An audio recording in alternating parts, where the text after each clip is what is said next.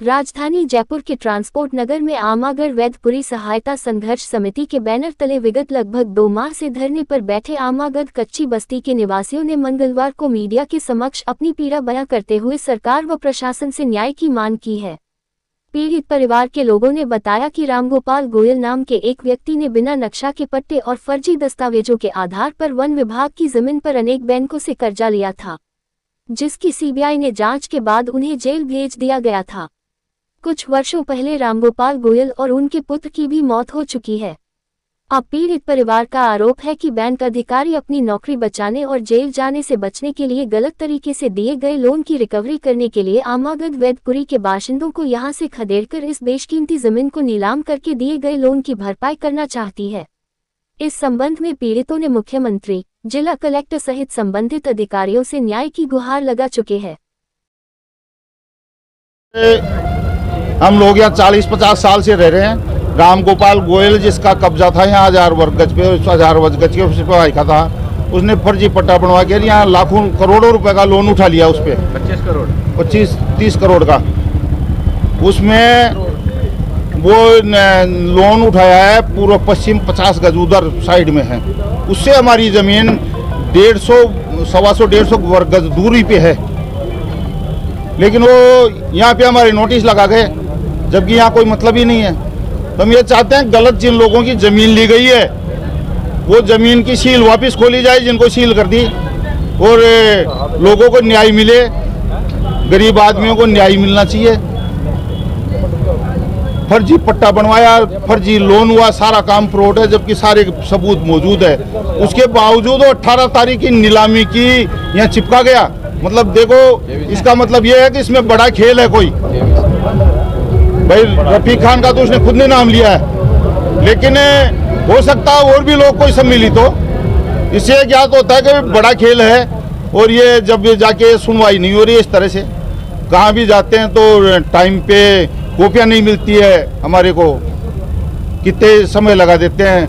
जय DRT में हम गए, रामगोपाल गोयल की फाइल मांगी, भाई हम देखें क्या क्या है, किस आधार पे लोन दिया, कैसे कैसे है, तो उन्होंने मना कर दिया कि हम आपको नहीं देंगे कॉपी। नोटिस किसके नाम से आए और विभिन्न सबके नाम से नाम भी नहीं लिखा उसमें किसी का।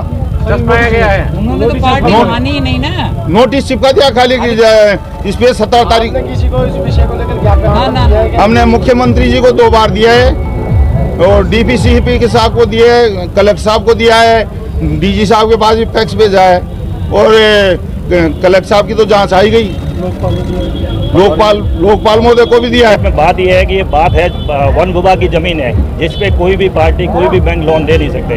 एक रामगोपाल गोयल जी ने, जो आज की तारीख में जिंदा भी नहीं है, उन्होंने वन विभाग की जमीन से फर्जी लोन ले लिया।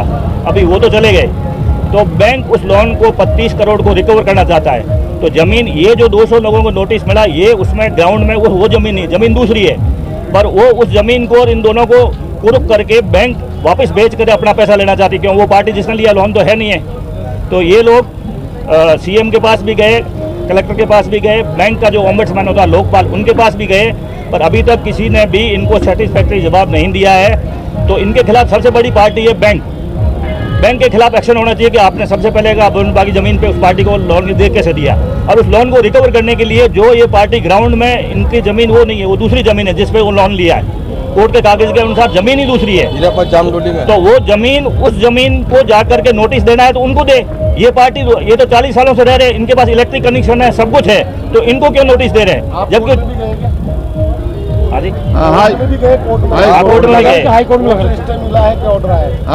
कोर्ट ने भी जो आपको ये ज्ञापन दिया है, नहीं ये डायरेक्शन दिया है, और उन्होंने क्या इसका डायरेक्शन उल्टा नाप लिया ग्राउंड में, ताकि हमारी जमीन भी कर लिए। पूरे से पश्चिम 150 है, उन्होंने क्या किया उत्तर से दक्षिण 150 कर लिया, इनको साथ में ले लिया। बैंक की भी मिली भगत है, बैंक की पूरी मिली भगत है, तभी तो बैंक ने बैंक शामिल है इसमें। यूको बैंक है, 10 बैंक है, देना बैंक है, SBI बैंक। आगे क्या करेंगे? आगे हम कानूनी लड़ाई तो लड़ ही रहे हैं, और हम लोग आपके थ्रू हम ये आवाज पूरा चीफ मिनिस्टर तक और पूरे लोगों तक फैलाना चाहते हैं। बाकी हम अपनी कानूनी लड़ाई तो लड़ ही रहे हैं। मुख्यमंत्री को आपने ज्ञापन दिया है, मुख्यमंत्री जी ने आपको क्या आश्वासन दिया? मुख्यमंत्री जी ने जांच बढ़ाई, कलेक्टर के थ्रू एक कमिश्नर बैठाया हुआ, जिसमें कमिश्नर वो खुद वकील साहब है, जो आप प्रधान साहब ने बताया कि वो वकील खुद इनको धमकी दे रहा है।